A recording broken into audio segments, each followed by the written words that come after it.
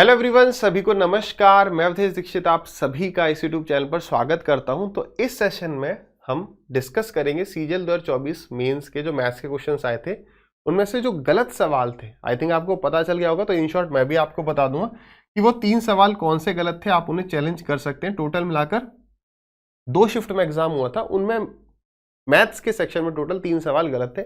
बाकी सेक्शंस में भी कुछ सवाल गलत बताए जा रहे हैं, ठीक है। तो आप इन्हें चैलेंज कर सकते हैं। बाकी यार पर्सनली ना थोड़ा ऐसा लगा कि एसएससी ने ना थोड़ा अच्छे से 20 जैन वाला पेपर नहीं बनाया। ऐसा मैं इसलिए कह रहा हूँ, आपने भी आई थिंक देख ही लिया होगा कि 6-7 सवाल जो है वो डिट्टो 18 जैन वाले कॉपी पेस्ट कर दिए भाई। इसीलिए हम लोग कहते हैं कि भाई आप जो है एक दिन में पेपर को कंडक्ट करवाएं, ठीक है।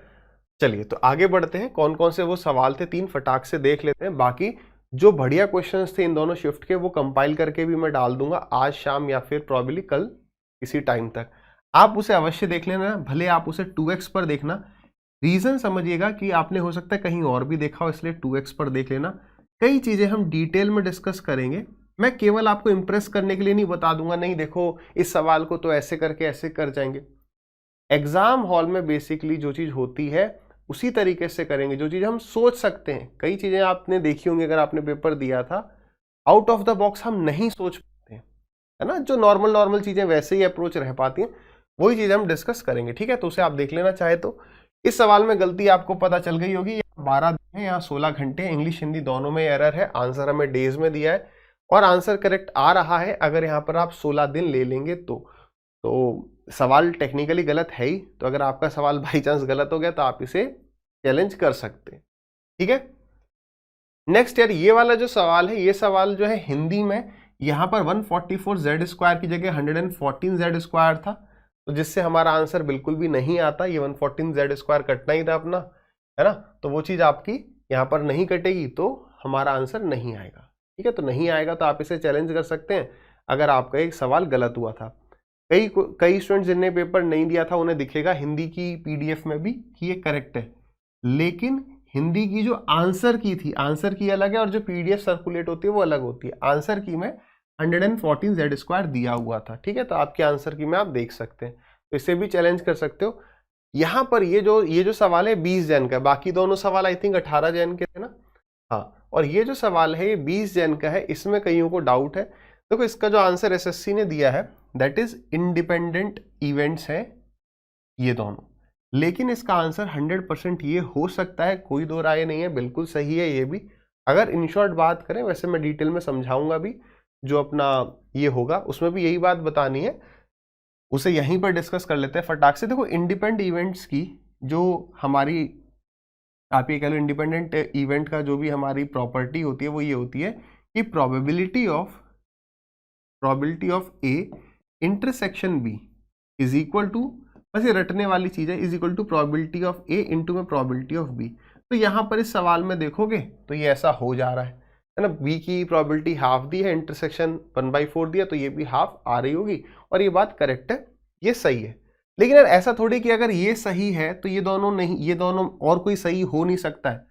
अकॉर्डिंग टू जो हमारा एग्जाम है एक ही ऑप्शन करेक्ट होना चाहिए, लेकिन ये दोनों एक दूसरे के बिल्कुल अपोजिट हैं।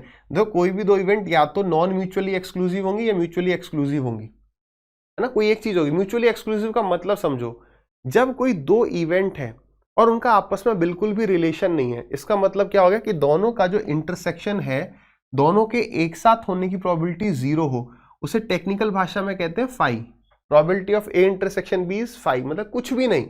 एग्जाम्पल के लिए मैंने क्या किया, मैंने कॉइन को उछाला और मैंने एक तरफ डाइस को रोल किया, तो उस कॉइन के उछालने से डाइस पर क्या नंबर आएगा, कोई इफेक्ट पड़ता है क्या, कोई चीज कॉमन है क्या दोनों के बीच में, नहीं।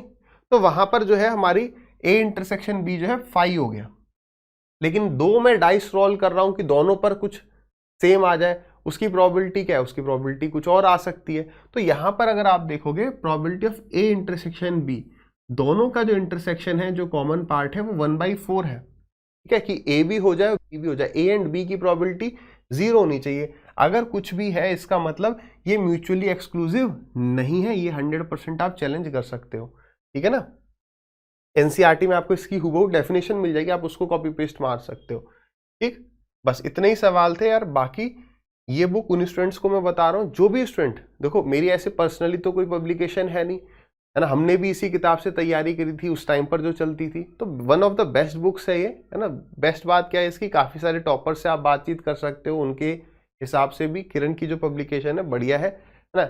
मेन बात ये है आपको इसकी कोई भी किताब ना लेके आपको इसकी चैप्टर वाइज टाइप वाइज किताब लेनी है, चाहे इंग्लिश की हो, मैथ्स की हो, रीजनिंग की हो, जीके की हो, वो है ना कि जैसे आपने अर्थमेटिक की भी इंडिविजुअली एक आती है, एडवांस की एक इंडिविजुअली आती है जिसमें थ्योरी होती है, वो चीज़ भले आप ना लें, ये चीज़ आप बिल्कुल 100% रेफर कर सकते हैं। अब इसमें जो इन्होंने चेंज किया है दैट इज टीसीएस के अब ये लेटेस्ट सवाल डाल रहे हैं, साथ ही साथ जो क्वेश्चंस पहले आए हुए थे मतलब 2017-18 के लेकिन अच्छे थे, वो भी ये कंटिन्यू कर रहे हैं